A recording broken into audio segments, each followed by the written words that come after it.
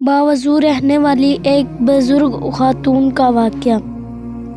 حضرت عیسیٰ علیہ السلام کے زمانہ میں ایک عورت نیک بخت تھی۔ اس نے آٹا گوندھ کر خمیری روٹی بنا کر تندور میں لگائی۔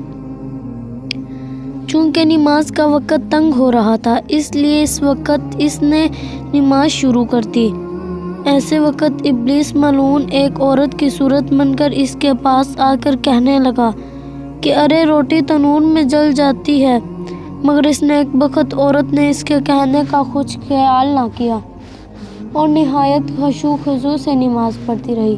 جب ابلیس ملعون نے دیکھا کہ اس نے نماز نہیں توڑی اور میرا داؤ نہیں چلا، تو اس نے ایک اور زبردست داؤ چلایا، وہ یہ کہ اس کا شیر خوار بچہ جو کھیل رہا تھا اس کو اٹھا کر تنور میں پھینک دیا، مگر اس پارسا نے نماز کو توڑا اور نہ ہی اس کا دل خدا کی طرف سے ایک بال برابر پھرا۔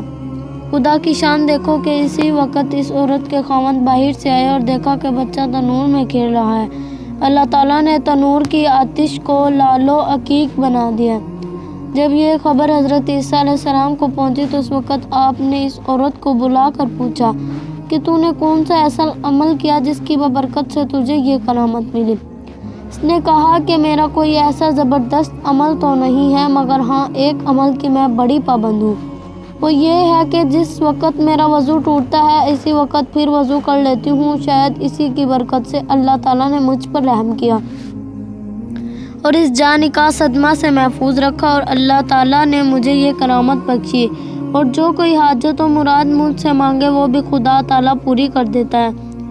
کتاب طبقات میں لکھا ہے کہ خدا تعالیٰ فرماتا ہے، اے موسیٰ ہمیشہ وضو کے ساتھ رہ، جس وقت بے وضو رہے گا اس وقت اگر بلا اور مصیبت تجھ کو پہنچے تو کسی کو ملامت نہ کر، اپنے نفس کو ملامت کر، کیونکہ بے وضو رہنے کے سبب سے بلا و مصیبت پہنچتی ہے۔ حضور کریم صلی اللہ علیہ وسلم نے حضرت انس رضی اللہ تعالی عنہ کو فرمایا، وضو سے ہمیشہ رہنے کی اگر قدرت ہو تو ہمیشہ وضو سے رہ، کیونکہ ملک الموت جس وقت بندے کی روح قبض کرتا ہے اور وہ بندہ اس وقت اگر وضو سے ہے تو اس کو شہید کا قرب ملتا ہے۔ ایک سمجھدار عورت کا کم خرچ میں گھر چلانا اسی طرح معین الدین انار کی صاحبزادی سلطان نور الدین محمود زنگی رحمۃ اللہ علیہ کی بیگم تھی۔ سلطان نور الدین محمود رحمۃ اللہ علیہ سے اس کی شادی میں ہوئی۔ وہ نہایت اعلیٰ سیرت اور کردار کی مالکہ تھی، گھر کا سارا کام کاج اپنے ہاتھ سے کرتی تھی اور سلطان جو معمولی رقم اسے دیتا اس سے گھر کا خرچ چلاتی تھی۔ ایک دفعہ اس نے سلطان سے کہا کہ آپ جو کچھ مجھے دیتے ہیں اس سے گھر کا خرچ بمشکل پورا ہوتا ہے، اس لیے میرا نفقہ میں کچھ اضافہ کر دیجیے۔ سلطان نے غمگین ہو کر جواب دیا، میرے پاس 3 دکانوں کے کرایہ کی آمدنی کے سوا کچھ بھی نہیں، تم کو اس قدر آمدنی پر گزرا اوقات کرنی ہوگی۔ خدا کی قسم میں تمہاری خاطر اپنے پیٹ کو دوزخ کی آگ سے نہیں بھروں گا۔